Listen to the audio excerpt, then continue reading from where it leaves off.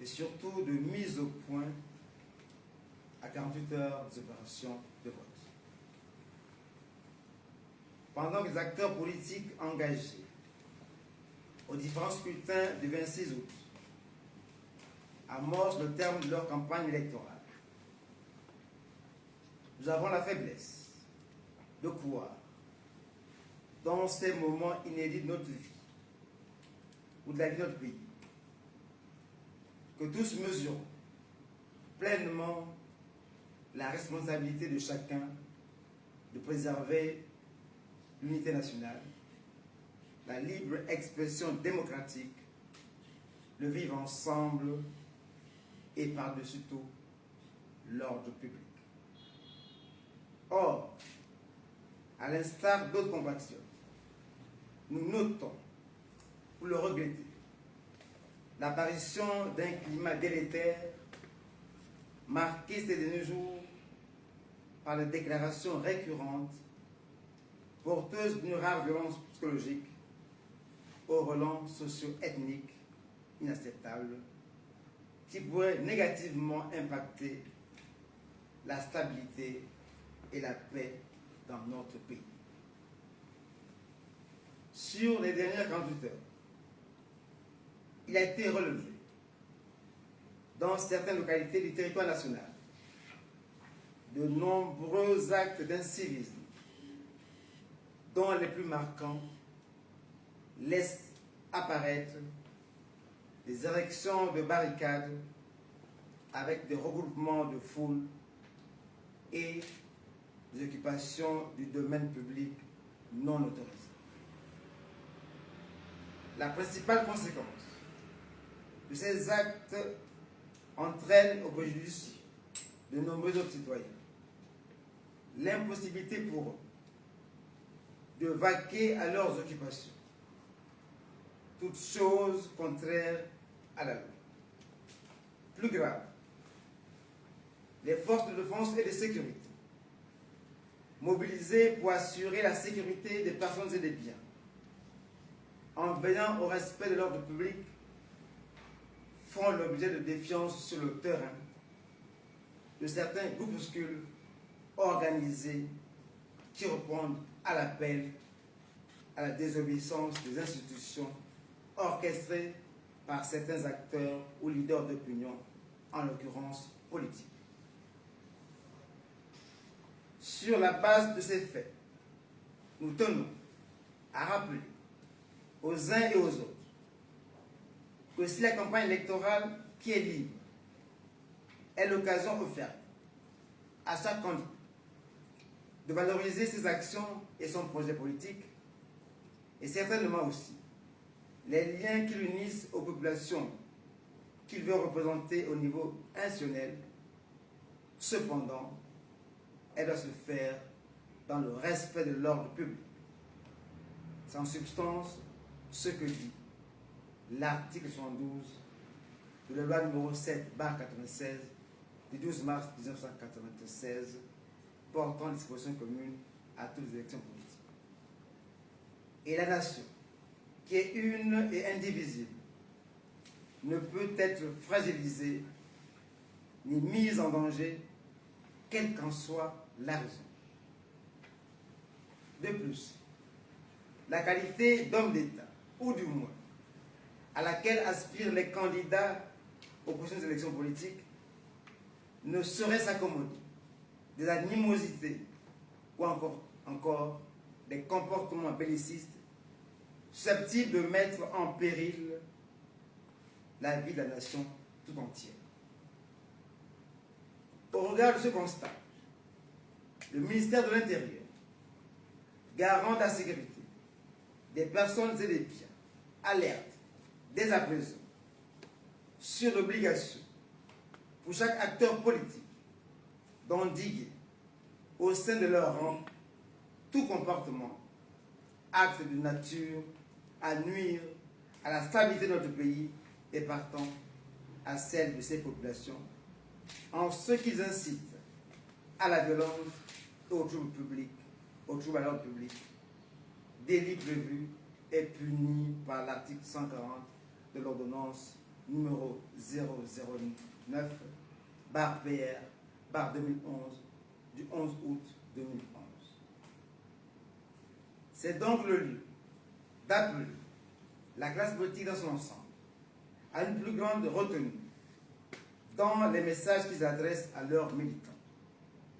Ceux en vue d'assurer à notre pays un processus électoral non violent et apaisé pour l'intérêt de notre démocratie et de nos concitoyens.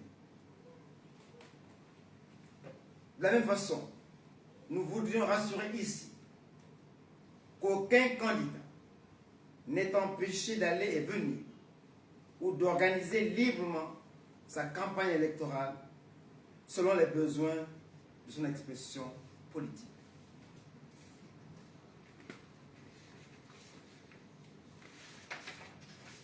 Le Gabon consacre le principe de la libre organisation des manifestations et réunions publiques. Mais simplement que l'ordre public, qui est une limite à cette liberté dans tout état de droit, doit être respecté, mais aussi le dispositif législatif et réglementaire en vigueur qui s'y rapporte. Il n'y a donc ni remise en cause des principes de droit, ni rupture d'égalité des candidats à la libre compétition politique et encore moins des situations d'entrave dans leur traitement. En pratique, il revient à chaque acteur politique engagé dans le processus électoral d'asseoir une organisation respectueuse du cadre normatif existant pour ce mouvement. Les autorités administratives locales déconcentrées, c'est-à-dire les gouverneurs, les préfets et les sous-préfets, sont instruites pour traiter avec diligence et célérité les demandes qu'ils reçoivent des candidats, pour leur permettre d'organiser librement leur rassemblement dans toutes les localités du pays. Pour terminer, nous invitons chacun d'entre nous à la sérénité et à la préservation de la paix sociale sur toute étendue du territoire national.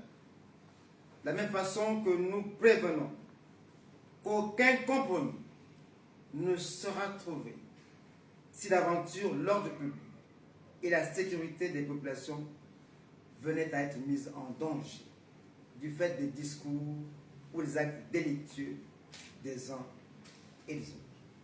Nous vous remercions.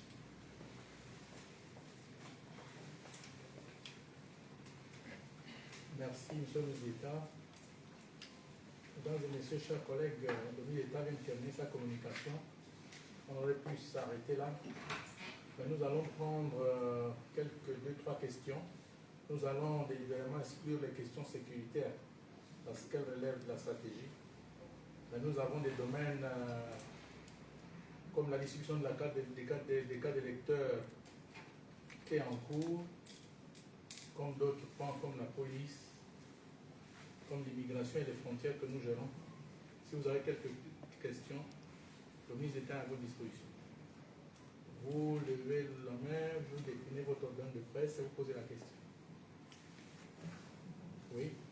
Bonjour, Monsieur le ministre d'État. Bonjour. Je suis Monsieur Long du journal L'Union.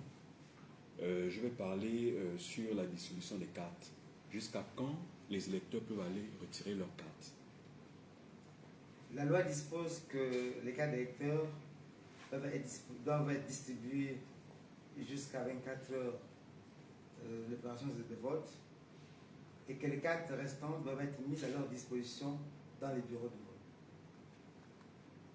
Vous conviendrez avec nous que pour que ces cartes soient présentes dans les centres des bureaux de vote, il faudrait que nous, ministère de l'Intérieur, nous arrêtions suffisamment à temps la distribution pour pouvoir les collecter, les agencer, centre de vote par centre de vote, bureau de vote par bureau de vote, par lettre alphabétique, et les mettre à la disposition du centre de bonne sélection qui, lui, devrait les transmettre à ces différents démembrements.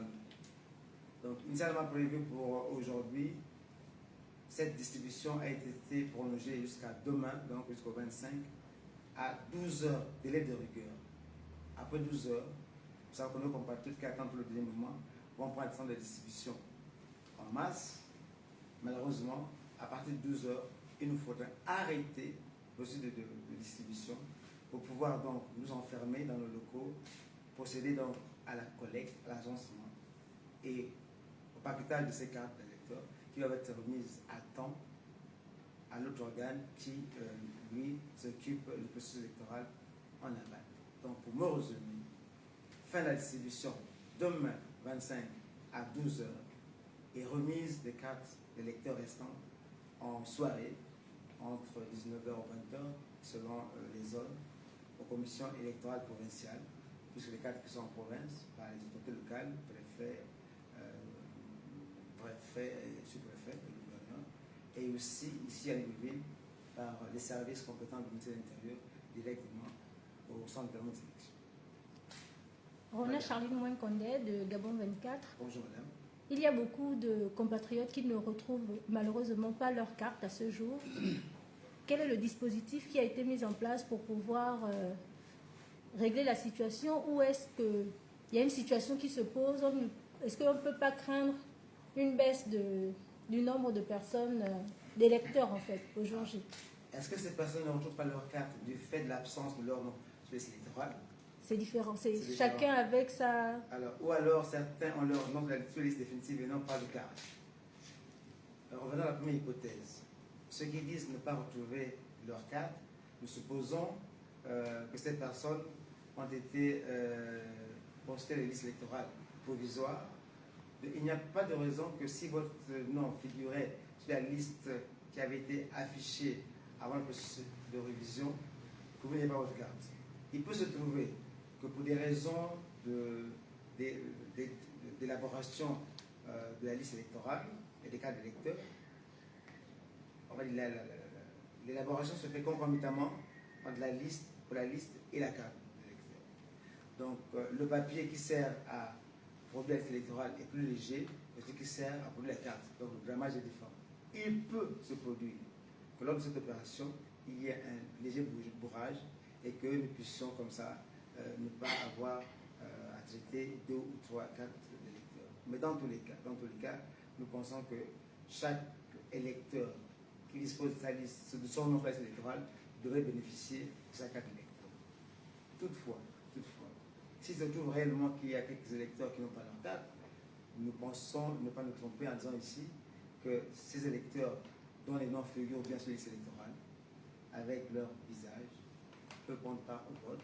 Il y a des décisions qui ont été prises depuis quelques temps, donc qui font jurisprudence, prises par la Cour constitutionnelle. Donc, ce qui est plus important, c'est d'avoir son nom sur la liste électorale. C'est important d'avoir, et la liste la garde. Mais dans tous les cas, l'élément central, c'est d'avoir son nom sur la liste électorale.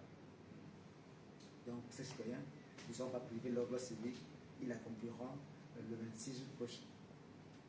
Monsieur le ministre, Madame. je suis Prisca Mtsal de la rédaction de Renaissance Télévision. Bonjour madame. Moi, je vais parler de ceux qui n'ont pas retrouvé leur nom sur les listes électorales. Je vais parler notamment de la diaspora en France qui est en train de manifester. Ils disent ne pas avoir retrouvé leur nom sur la liste électorale. Ma deuxième question est celle-là. À 24 heures ou sinon le jour du scrutin, quelles sont les mesures sécuritaires qui vont être prises sur l'ensemble du territoire?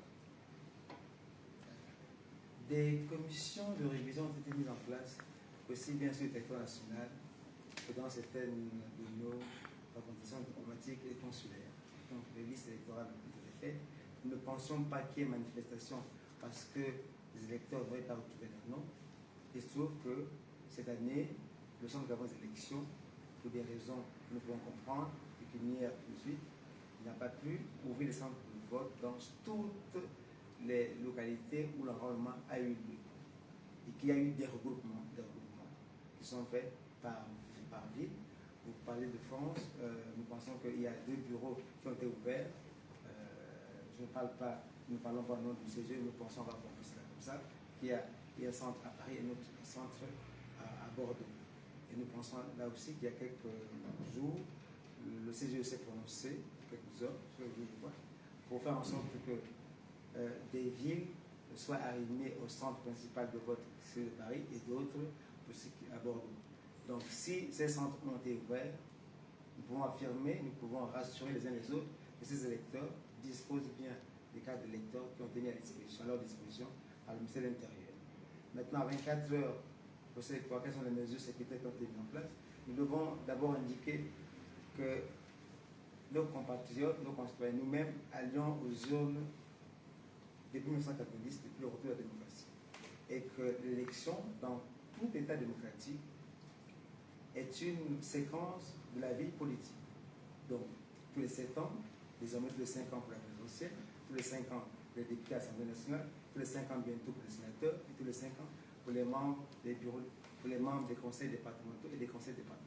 Ce n'est donc pas une nouveauté, ce n'est donc pas une surprise que nous allions aux élections. Les élections doivent rythmer la vie politique de tout État démocratique. C'est en réalité le moment de choisir nos représentants à différents niveaux institutionnels. Donc, les mesures sécuritaires qui ont été mises en place souvent sont les mêmes.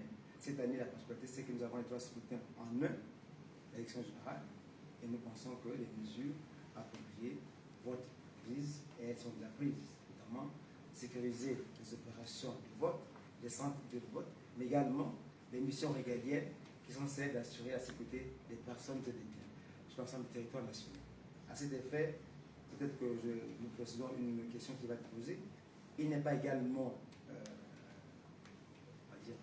inapproprié, nous savons tous, de procéder à la fermeture des frontières chaque fois qu'il y a une élection dans notre pays. Peut-être que la question devrait venir, mais nous pourrons dire ici que du vendredi 25, donc demain, à 24 heures, jusqu'au samedi 26 août à 24 heures, toutes les frontières terrestres et maritimes seront fermées. Nous avons bien frontières internationales. Donc, avec le Congo voisin, le Cameroun, la Guinée-Conakry et la zone maritime. Par contre, le transport aérien, lui, il reste ouvert, il est soumis aux exigences de navigation aérienne. Il en est de même pour les débits de boissons. Ce n'est pas une nouveauté, ce n'est pas un secret, donc ce n'est pas une nouveauté. Là aussi, les débits de boissons vont être fermés du vendredi 25 à partir de 22h jusqu'au samedi 26 août à 24h. Et que les tenants des restaurants ou des hôtels seront autorisés à ne servir qu'un verre de vin aux amateurs membres du groupe. Autre question? Monsieur le ministre, il y a un recrutement dans la police qui est en cours. C'est exact. Jusqu'à quand le dépôt des dossiers? Il était prévu que la dernière date de dépôt de candidature, élection oblige, le dépôt de dossier, c'était la date du 29, mais comme nous pensons que la campagne électorale a tronqué un peu le dépôt de dossier, nous allons procéder là aussi à une prorogation. Au lieu du 29, nous allons aller jusqu'au 31 de ce mois, donc au 31 août. Dernier délai à 18h du dépôt des dossiers pour nos compatriotes qui souhaiteraient faire partie des forces de police nationale. Et le concours doit avoir lieu, puisque nous avons signé un arrêté là-dessus, sur la date du concours. Le concours doit avoir lieu une semaine plus tard, le temps que les dossiers soient traités, que les listes soient affichées. Le concours aura lieu le 9 septembre 2023 dans toutes les capitales provinciales de notre pays. Donc Libreville, Franceville, Lambaréné, Nouila, Chibanda, Makoko, Oulamoutou, Port-Gentil et Oyem. De sorte que nos jeunes frères et sœurs ne puissent pas être obligés de converger toujours vers Libreville pour pouvoir prendre part donc, à ce concours. Donc ce concours, c'est un concours qui se déroule sur le plan national, qui intéresse l'ensemble de nos compatriotes, nos jeunes. Donc le concours aura lieu dans les chefs-lieux de province. Merci, mesdames et messieurs. Merci, monsieur. C'est bon.